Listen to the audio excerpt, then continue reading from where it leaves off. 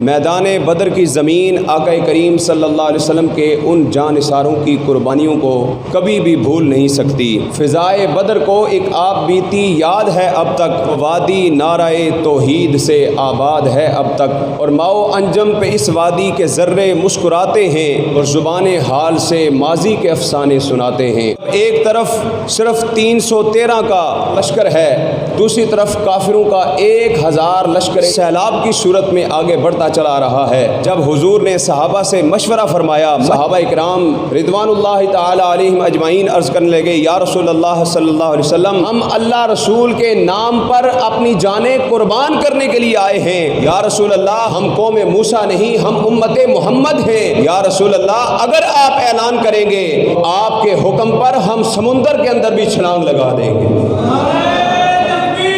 اللہ اکبر، یا رسول اللہ۔